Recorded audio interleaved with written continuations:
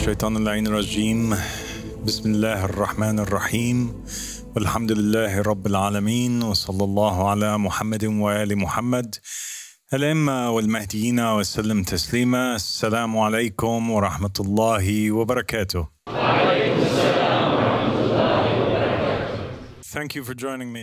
Merci de vous joindre à moi ce soir. Et nous souhaitons commencer cette conférence avec l'image qui apparaît à l'écran, et c'est celle d'un œuf. Et la raison pour laquelle nous avons choisi de commencer par cette image aujourd'hui est que les Ahl al-Bayt alayhimus salam ont comparé la religion à un œuf.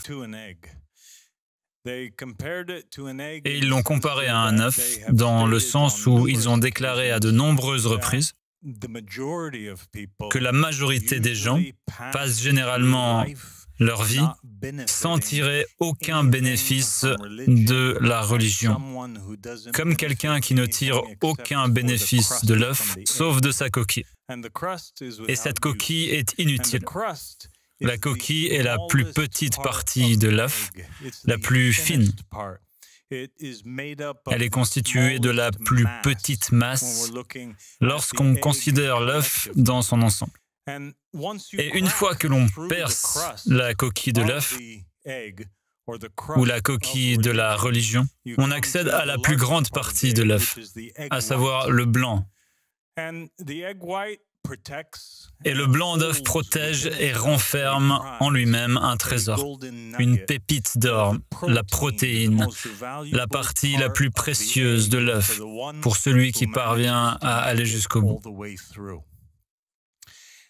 Et donc, ainsi, à travers cette parabole, cette allégorie, les Ahl al-Bayt alayhimus salam ont voulu attirer notre attention sur le fait que la religion comporte plusieurs niveaux. La religion n'est pas une chose que l'on peut seulement percevoir en apparence, mais il y a beaucoup à découvrir à l'intérieur. Il faut décortiquer les couches extérieures de la religion pour atteindre son essence, pour saisir l'essentiel, pour en tirer tous les bienfaits. De la même manière qu'il faut percer la coquille d'un œuf pour atteindre son cœur, pour atteindre le centre de l'œuf lui-même, quelque chose de mystérieux se cache en son cœur. C'est pourquoi la conférence d'aujourd'hui s'intitule « Les mystères divins » et traite des voies cachées de la vraie religion. Nous avons un verset dans le Saint-Coran, dans la sourate 6, verset 116, et il est dit « Bismillahir-Rahmanir-Rahim » « Si vous obéissez à la plupart des habitants sur la terre, ils vous égareront du chemin d'Allah. Ils ne suivent que des suppositions et ne font que mentir. » Nous avons donc ici des récits provenant d'Ahl al-Bayt qui disent que la majorité des gens ne tirent de la religion que sa coquille ou son enveloppe. Et ici, nous avons un verset du Coran qui dit que la majorité également des êtres humains, si vous les suiviez, vous vous égareriez. Ainsi, ceux qui prennent la coquille sont égarés. Il existe une autre narration d'Ahl al-Bayt alayhimus salam qui dit « Ne parle donc pas de ceux que tu ne connais pas. » L'imam Ali alayhi salam a dit « Car la vérité réside principalement dans ce que tu renies, dans ceux qui se cachent derrière les apparences. » Une autre narration de l'imam Ali alayhi salam dit « En effet, la vérité est lourde et nourrissante, comme le centre de l'œuf, tandis que le mensonge est léger et nuisible. » Exactement comme quelqu'un qui avalerait la coquille de l'œuf. Cela ne vous apportera rien, sauf peut-être un mal de gorge ou des égratignures en avalant. Et pourtant, la plupart des gens pensent que la vérité est agréable et que le mensonge semble désagréable. Lorsqu'ils évaluent la religion, ils se basent sur leurs sentiments. Si c'est quelque chose auquel ils sont habitués, qui leur fait du bien, que les masses acceptent, quelque chose qui est culturellement acceptable, alors ils pensent que c'est là que réside la vérité. Si quelque chose semble étrange, nous dérange, alors les êtres humains ont tendance à supposer rapidement que c'est faux et à le rejeter. Mais c'est le contraire de ce qu'ont dit Mohammed et la famille de Mohammed, alayhi salam. En fait, dans un récit particulier, Abu Abdullah alayhi salam a rapporté. Un jour, Taqiyya avait été mentionné en présence de Ali ibn al-Hussein. Nous avons donc l'imam As-Sadiq alayhi salam, et il vous donne un récit où il parle de son grand-père Ali Zayn al-Abidin alayhi salam. Et il dit que Ali Zayn al-Abidin a dit « Par Allah subhanahu wa ta'ala ». Si Abu Dar savait ce qu'il y avait dans le cœur de Salman, il l'aurait tué. Or, le messager d'Allah sallallahu alayhi wa alayhi les avait désignés comme frères. Que penses-tu donc du reste des gens? Certes, le savoir des savants est difficile et profondément enraciné. Seul un prophète, un messager, un archange, un ange proche ou un serviteur croyant dont le cœur a été éprouvé par la foi peut le supporter. Puis il dit, et Salman n'est devenu l'un des savants que parce qu'il était l'un des nôtres, les Ahl al-Bayt. C'est pourquoi je l'ai classé parmi les savants. Cela signifie qu'il n'existe pas de savants ou d'érudits à l'exception de Mohammed et de la famille de Mohammed et de leurs véritables shia qui ont atteint le 10e degré ou le rang de Salman. Une autre narration rapporte que le messager d'Allah sallallahu alayhi wa alayhi lui-même a dit à Salman, « Ô Salman, si ta connaissance était présentée à Al-Miqdad, il ne croirait pas. Et ô Miqdad, si ta patience était présentée à Salman, il ne croirait pas. » Et il existe en fait une autre version de ce récit dans laquelle le messager d'Allah sallallahu alayhi wa alayhi a dit « Ô Salman, si ton savoir était présenté à Miqdad, il m'écroirait. Et toi, ô Miqdad, si ton savoir était présenté à Salman, il m'écroirait. »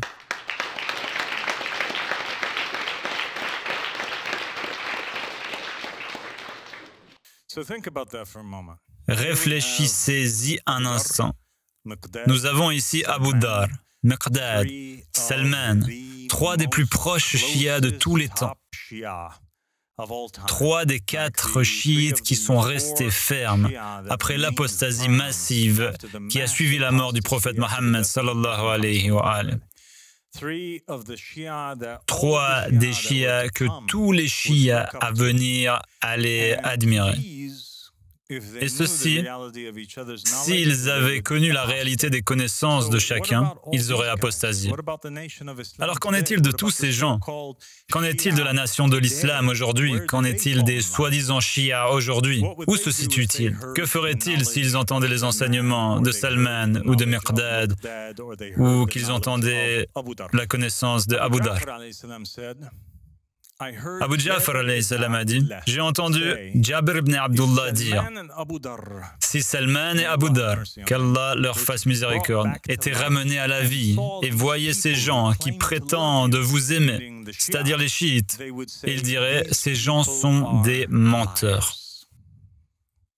Et si ces gens, les chiites d'aujourd'hui, ceux qui prétendent aimer les Ahl al-Bayt, alayhimu salam, voyaient Salman et Abu Dar aujourd'hui, ils diraient, ces types sont fous.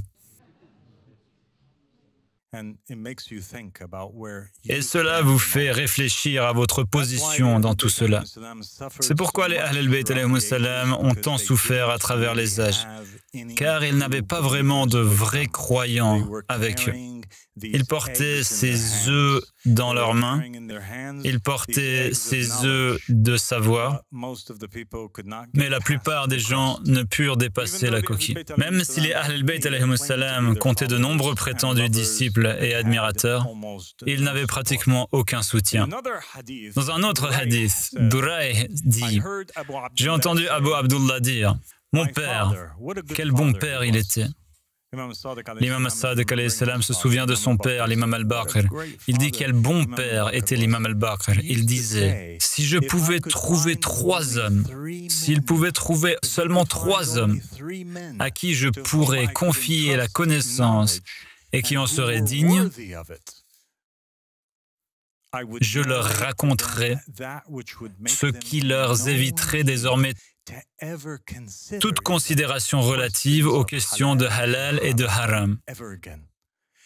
et il saurait tout ce qui se passera jusqu'au jour de la résurrection. En effet, notre hadith est difficile et profondément complexe. Personne n'y croit sauf un serviteur dont Allah subhanahu wa ta'ala a éprouvé la foi. Cela nous amène à nous demander quelle proportion de la religion de l'islam reste encore à révéler aux masses, alors que l'imam al-Baqir, et al-Baqir signifie celui qui révèle la connaissance, et il était connu pour révéler la connaissance, pour raconter une multitude de hadiths et pour être le professeur et le père de l'imam as-Sadiq alayhi salam, le fondateur ou le parrain selon l'école de pensée jafarite des chiites duodécimains. Il ne pouvait même pas trouver 3 personnes à son époque à qui transmettre le savoir, le vrai savoir. Cela signifie que tout ce qui nous est parvenu de l'imam al-Baqir, pour l'essentiel, n'est que de la coquille. Les prophètes et les messagers ont essayé de révéler la vérité aux gens tout au long de leur vie et à leur époque, mais les gens les ont combattus pour cette raison.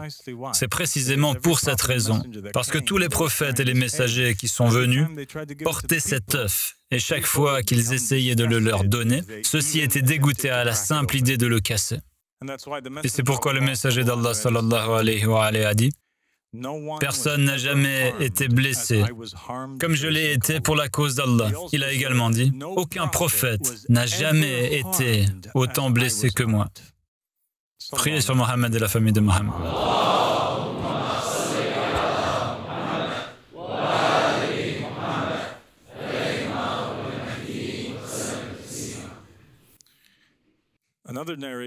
Une autre narration d'Abu Ja'far alayhi salam dit, il dit, en effet, lorsque le maître de cette affaire, le Mahdi, apparaîtra, il subira parmi les gens ce que le messager d'Allah sallallahu alayhi wa alayhi a subi, et même plus. Selon une autre narration de l'imam as-Sadiq alayhi salam, il a dit, je l'ai entendu dire que le Qa'im subira dans ses combats ce que le messager d'Allah sallallahu alayhi wa alayhi n'a pas subi, car le messager d'Allah sallallahu alayhi wa alayhi est venu à eux alors qu'ils adoraient des pierres taillées et des bois sculptés. Mais le Qa'im aura des gens qui se soulèveront contre lui, interprétant le livre d'Allah à son encontre et le combattant sur cette base. Pourquoi interpréteront-ils le livre de Dieu contre lui et pourquoi combattront-ils si durement le Qa'im? Simplement parce qu'il prétend être le Mahdi? Non, mais plutôt parce qu'il apporte la vraie religion et toute la vérité.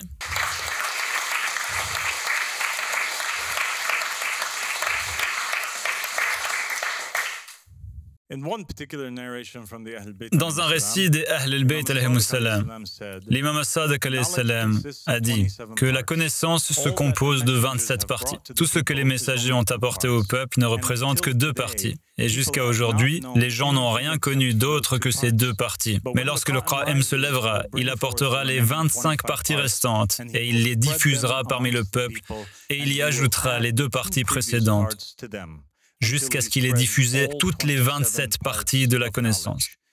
Donc, ce que je voulais clarifier dans ces différents récits, c'est la raison pour laquelle les gens vont combattre si durement le Qa'im et la raison pour laquelle ils ont combattu le messager d'Allah et tous les prophètes et les messagers précédents. Car ils étaient opposés à tous ceux qui se trouvaient dans l'œuf. Et ils ne veulent pas de la véritable essence de la religion. En réalité, ils s'opposent à la vraie religion. La vraie religion est quelque chose qui doit être extrêmement amer, extrêmement lourd, et quelque chose qui est contraire et très étrange et étranger à tout ce que tout le monde attend d'elle à notre époque.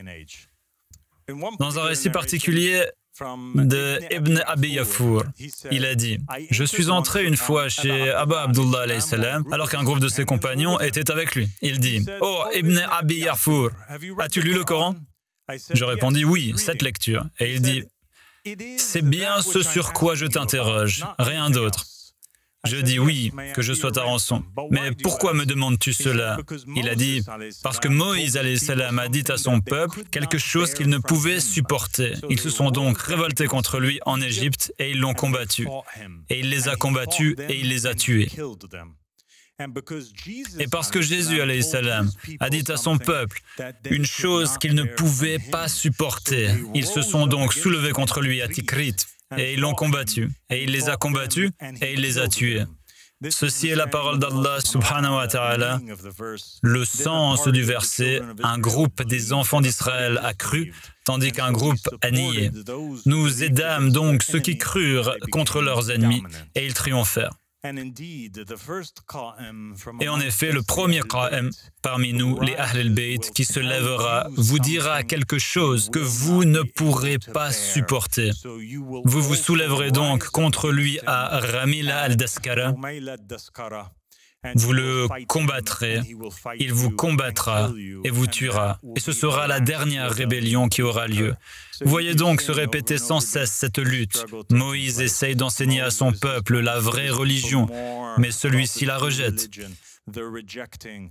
Il le rejette au point de ne plus croire en lui et de vouloir le tuer. Il en va de même pour Jésus. Jésus arrive et dit « Et ce que Moïse vous a apporté, c'est quelque chose, mais ce n'est pas la réalité. Laissez-moi vous dire autre chose. » Ils ne croient pas, ils ne veulent pas qu'il casse cet œuf. Et c'est pareil avec le Qa'im.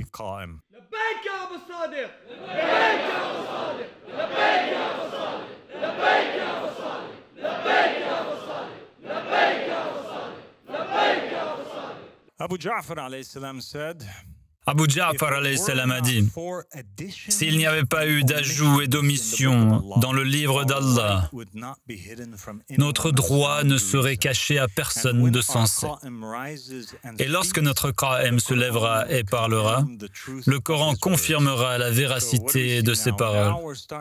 Alors que voyons-nous maintenant? Nous commençons à comprendre pourquoi, ou l'une des raisons pour lesquelles les gens détestent tant la vérité, l'une des raisons est que la vérité a été corrompue. Ce que les messagers ont apporté, les gens l'ont manipulé et l'ont corrompu. Ils ont ajouté des versets, ils en ont retranché. Qu'ont-ils ajouté? Qu'ont-ils retranché? L'islam que le monde pratique n'est pas le véritable islam. Ceux qui se disent musulmans ne sont pas les vrais musulmans. Et leur Coran n'est pas le vrai Coran. Et je ne dis pas cela par fierté. Je ne dis pas cela par joie. Je dis cela avec une grande tristesse et un profond chagrin pour eux.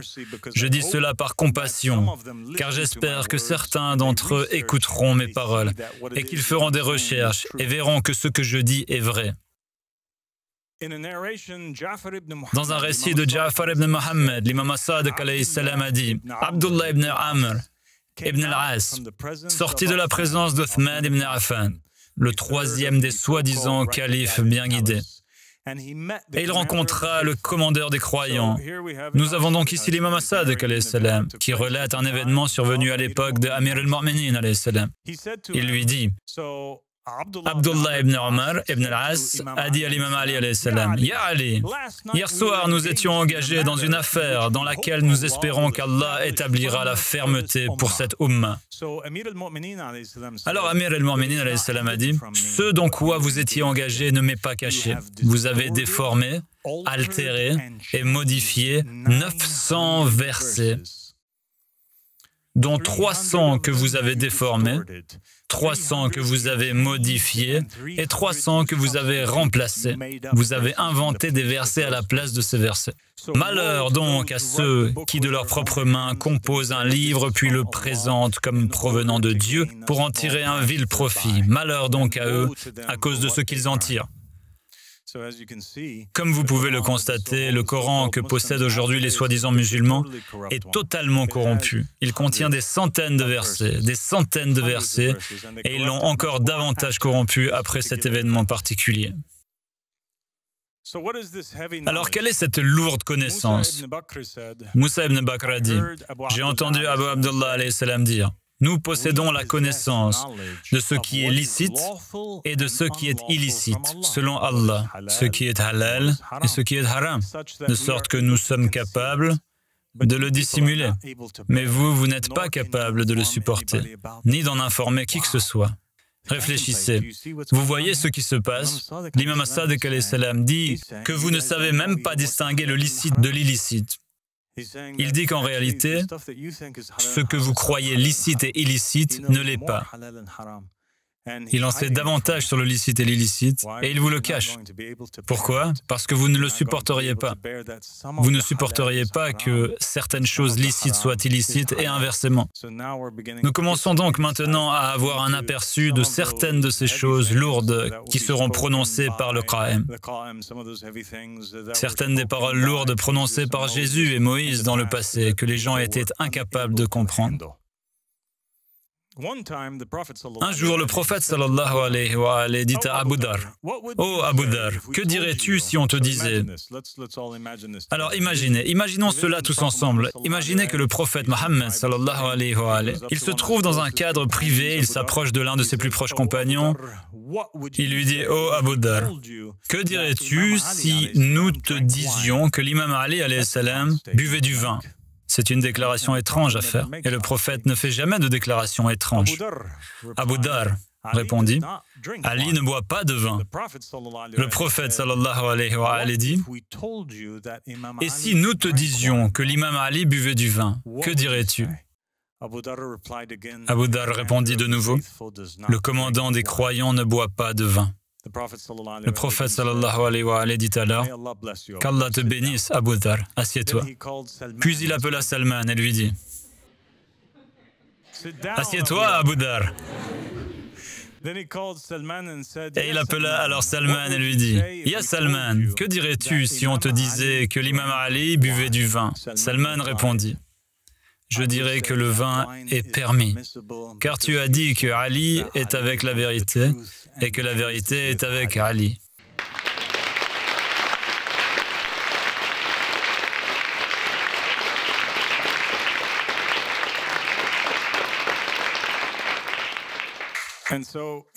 Et donc, ce récit nous apprend quelques points importants. Il nous permet de comprendre qu'un vrai chiite, dont la foi est complète, ne se préoccupe ni des lois ni de la charia. Il ne se préoccupe pas de ce qui est soi-disant licite ou soi-disant illicite. Son regard se porte constamment sur l'imam de l'époque ou au successeur de l'époque. Nous voyons également, de manière très intéressante, que le prophète Mohammed sallallahu alayhi wa alayhi a choisi le vin, a choisi cet exemple particulier pour ses compagnons. Car nous savons pertinemment que les livres anciens, comme ceux de Moïse et des prophètes, nous savons qu'il y a des récits là-bas d'autres prophètes et messagers qui consomment du vin. Il ne serait donc pas surprenant que l'imam Ali alayhi salam ait effectivement bu du vin, car il ne ferait que pratiquer une sunna. Il accomplirait un acte déjà accompli par les prophètes et messagers précédents. Nous avons donc ici une image tirée d'un récit particulier de la Genèse. C'est l'histoire de Noé qui boit beaucoup de vin. Il finit par s'évanouir et il est abordé par ses fils. Nous avons ici cette image de Lot, à qui ses filles servent du vin après la destruction de Sodome et Gomorrhe. Nous avons aussi une image de Jésus-Christ distribuant du vin. Et nous savons que l'un de ses miracles a été de transformer de l'eau en vin pour entretenir une fête. Nous avons ici une image de David. Et nous savons également, grâce à la Bible, que David buvait du vin. Et cette image particulière le représente. Elle est tirée du livre de Samuel. On le voit ici danser pour honorer Allah subhanahu wa ta'ala, vêtu de lin. Dans un récit particulier d'Abu Basir, Abu Ja'far, Imam al-Baqir alayhi salam a dit, le Qa'im rendra des jugements que certains de ses propres compagnons rejetteront. Ceux qui avaient auparavant combattu avec leurs épées devant lui, ce sera le même jugement que celui de Adam alayhi salam. Il les fera avancer et leur tranchera le cou. Puis il rendra un deuxième jugement, et un autre groupe, également composé de ceux qui avaient combattu avec leurs épées devant lui, le rejetteront. Ce sera le même jugement que celui de David, et il les fera avancer et leur tranchera le cou. Puis il rendra un troisième jugement, et un autre groupe parmi ceux qui avaient combattu devant lui le rejettera, et ce sera le jugement d'Abraham, alayhi salam, et il les fera avancer et leur tranchera le cou. Puis il prononcera un quatrième jugement, celui de Mohammed sallallahu alayhi wa alayhi, et personne ne le rejettera. Nous avons donc ici un récit. Ils disent que le Qur'an va raviver les sunnas des prophètes et des messagers. Et comme il les ravive, cela paraîtra étrange à ses compagnons. Tellement étrange que cela les fera douter. Ils ne reconnaîtront pas ces actes comme sacrés. Ils vont le considérer comme un imposteur, même s'ils ont combattu à ses côtés et risqué leur vie avec lui. Peut-être que l'une des choses qu'il a faites était simplement de pratiquer ou de prêcher la permissibilité de toutes les plantes, car Dieu a dit à Adam, vu que nous parlons du jugement d'Adam, alors parlons d'Adam. Dieu dit à Adam, dans son jugement à Adam, « Je t'ai donné toute herbe portant de la semence et qui est à la surface de toute la terre. Et tout arbre portant de la semence, ce sera votre nourriture. Ainsi, toute plante portant des graines sur la surface de la terre est halal pour toi, Adam. Tu peux la manger. » Il dit aussi à Noé, « De même que je t'ai donné les plantes vertes, je te donne tout. » Et voici une de ces plantes qui pousse sur la terre verte de Dieu. C'est une plante de marijuana. C'est une plante qui produit des graines. Voici un verset de 2 Samuel qui dit « Et David dansait de toute sa force devant l'Éternel. Et il était ceint d'un éphod de lin. » Voilà donc la sunna de David, danser.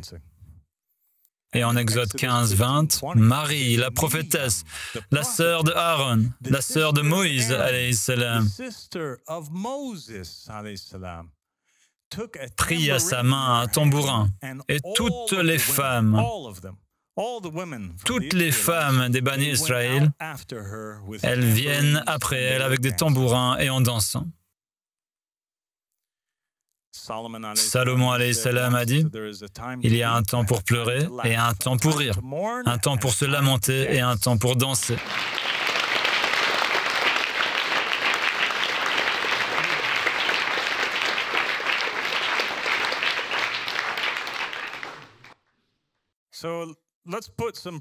Alors, faisons quelques propositions.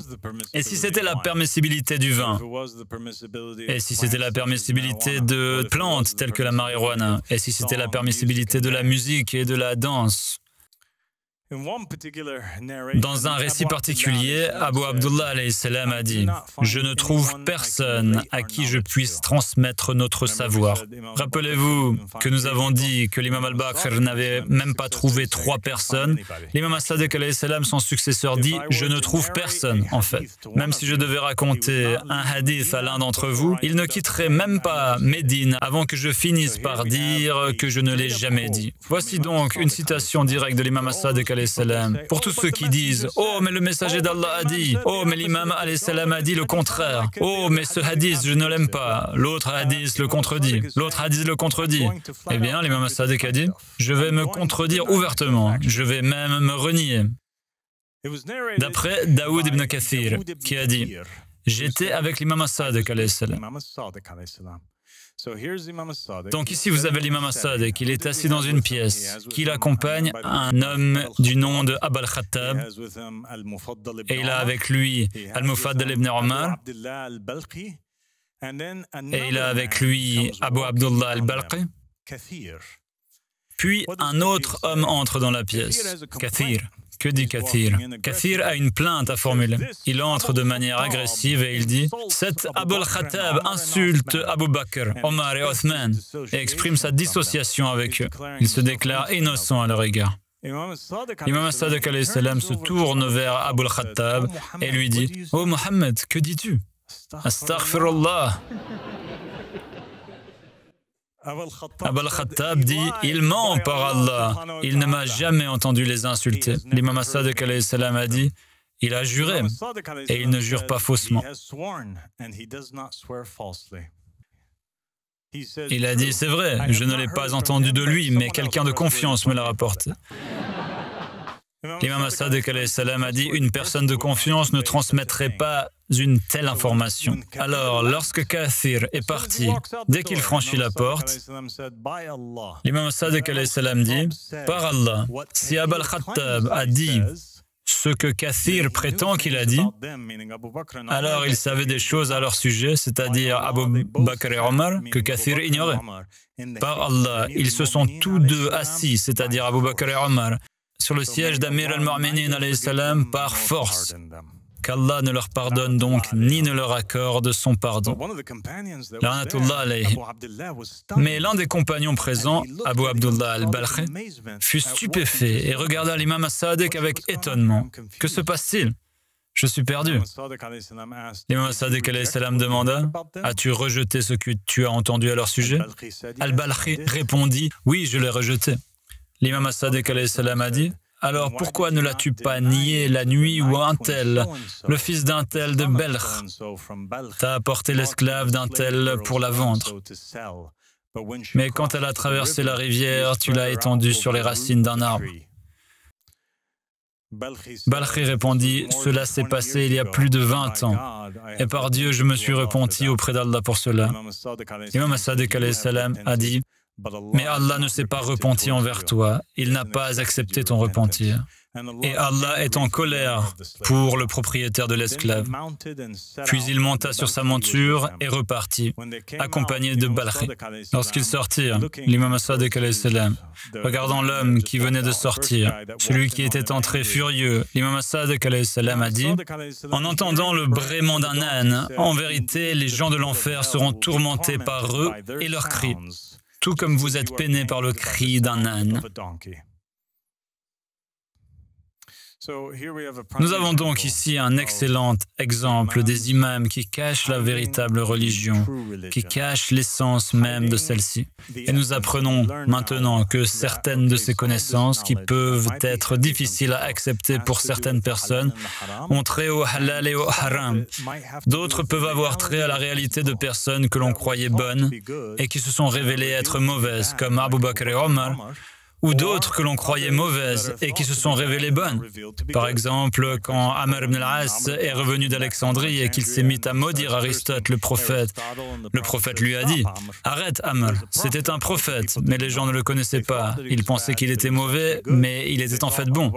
Et ils pensaient qu'Abu Bakr et Omar étaient bons, mais ils étaient en fait mauvais. » Cela nous amène à nous demander combien d'autres personnes, de héros que les gens ont dans leur esprit, combien de figures religieuses, de personnages, voire même certains que les gens considèrent comme des prophètes et des messagers. Peut-être y a-t-il eu des distorsions dans l'histoire et les gens pensaient qu'ils étaient bons, mais ils étaient en vérité mauvais.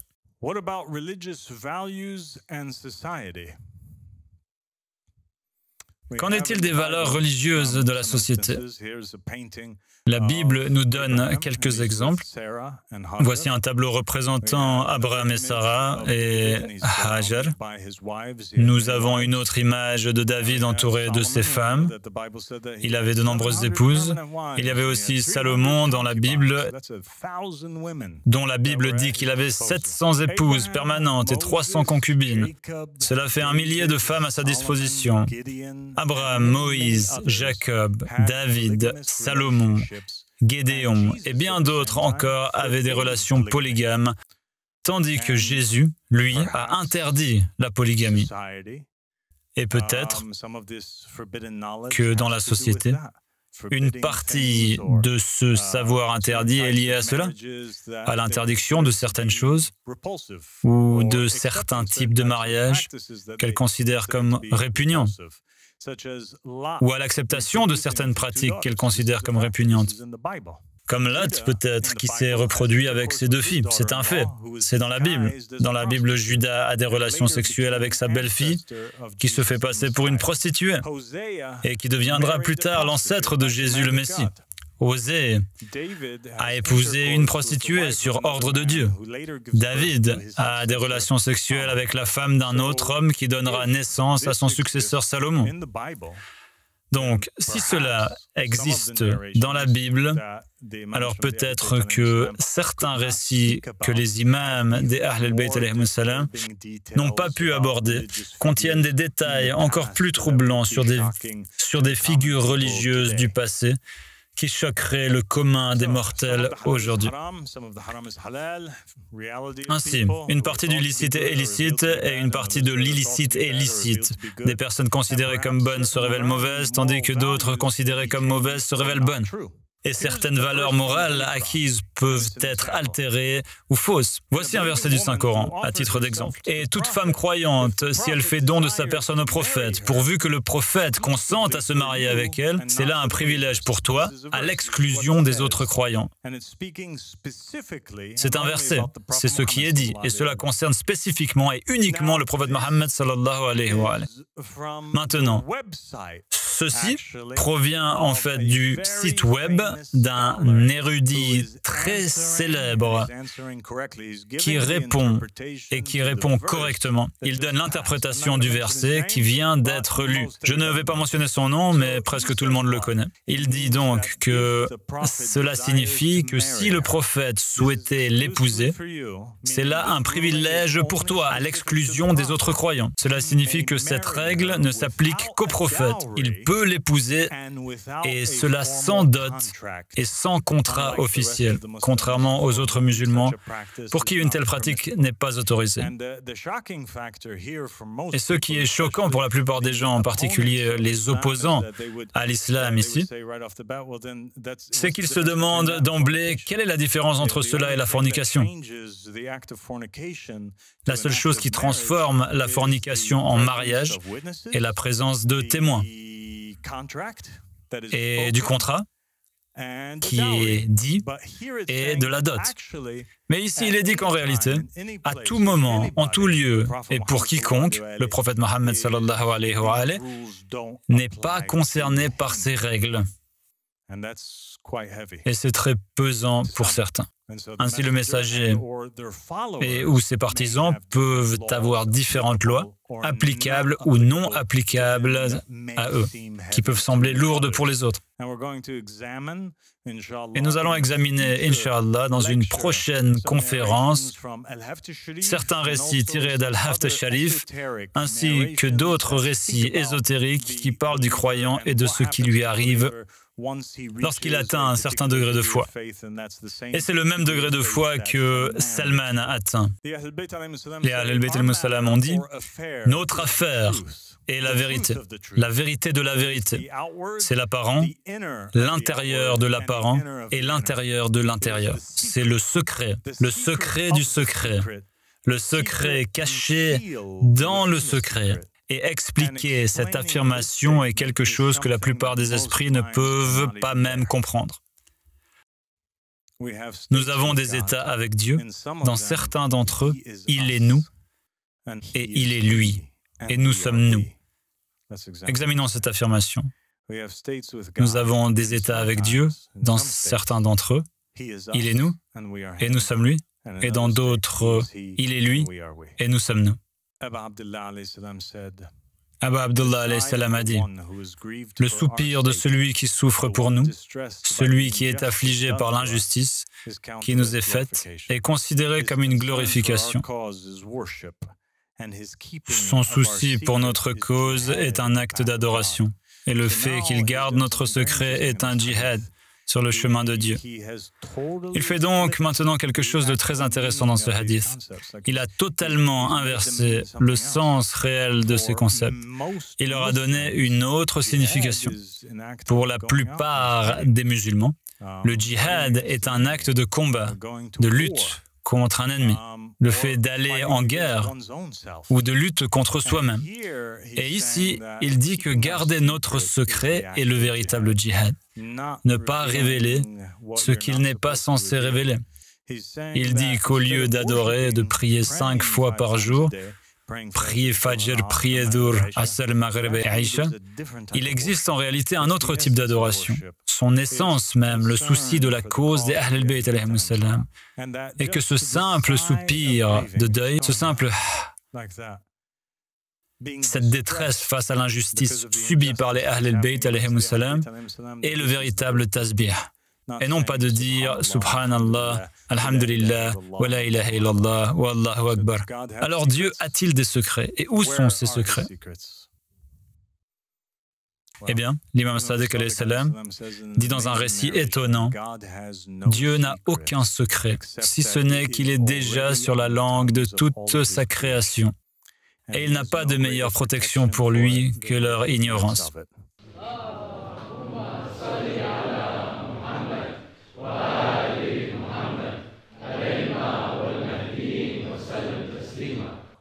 Dieu n'a aucun secret, si ce n'est qu'il est déjà sur les langues de toute sa création. La vérité se cache toujours à la vue de tous, ce qui signifie qu'elle n'est pas cachée du tout, n'est-ce pas? Il existe un vieux dicton qui dit que si vous voulez cacher un trésor, mettez-le bien en évidence. Le meilleur endroit pour cacher quelque chose est à la vue de tous. Tous les secrets du monde qui valent la peine d'être connus se cachent à la vue de tous.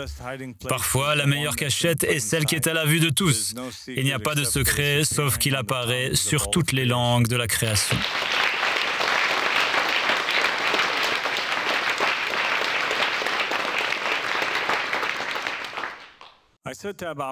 J'ai dit à Aba Abdullah, l'imam Sadiq alayhi salam, parfois je me sens triste, mais je ne peux pas l'attribuer à un problème familial, financier ou familial. Quelqu'un a-t-il vécu ces moments de tristesse? Il ne sait pas pourquoi. Si oui, levez la main. Parfois, je me sens triste. Parfois, je ne peux pas l'attribuer à un problème familial. Je ne me dispute pas avec ma femme, ni avec mes enfants, ni avec ma mère, ni avec mon père. Je n'ai pas perdu d'argent. Mes enfants ne sont pas en difficulté. Et parfois, je me sens joyeux. Mais je ne peux pas l'attribuer à un problème familial ou financier. Qui se réveille simplement heureux comme s'il souffrait d'un épisode psychotique ou quelque chose du genre? L'imam Sadiq alayhi salam a dit « Il n'y a personne qui n'ait à ses côtés un ange et un démon. Quand il ressent de la joie, c'est parce que l'ange s'est rapproché de lui. Et lorsqu'il ressent de la tristesse, c'est que le diable s'est approché de lui. Voici un grand secret, un sujet de méditation, et c'est une clé en vérité, car il vous permet de savoir qu'aucun sentiment négatif ne viendra jamais de Dieu, ni de quoi que ce soit de divin, il vient toujours d'un shaitan. Et c'est là le sens des paroles de Dieu. Satan vous menace de la pauvreté et vous commande l'immoralité, tandis que Dieu vous promet son pardon et sa générosité, et Dieu est immense et omniscient. Vous avez déjà vécu ces moments où vous avez l'impression que quelque chose de mauvais va arriver? Shaitan, il vous menace. Ce hadith et cette vérité se cachent à la vue de tous.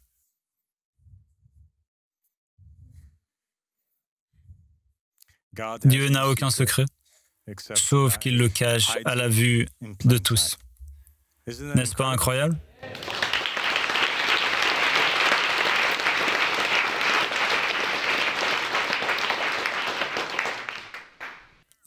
Là, des garçons à la jeunesse éternelle iront les assister. C'est dans l'une des descriptions du Coran. Et voilà, caché à la vue de tous.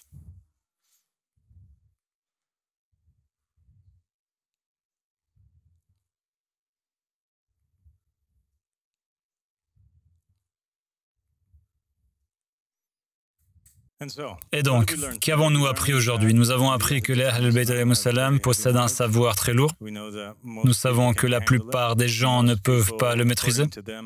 La plupart, selon eux, traversent la religion aussi vite qu'une flèche traverse sa cible. Ils n'en tirent aucun bénéfice.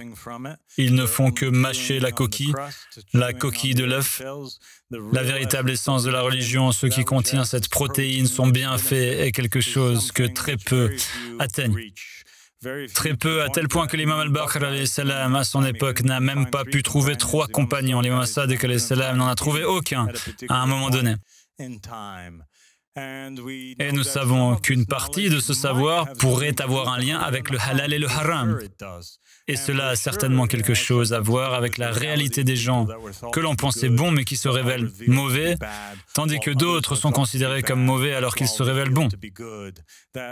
Que certains hadiths et certaines parties ou aspects de la religion sont également tenus secrets parce qu'ils pourraient entrer en contradiction avec certaines valeurs morales apprises qui peuvent être modifiées ou certaines valeurs morales apprises que nous défendons et qui sont totalement fausses.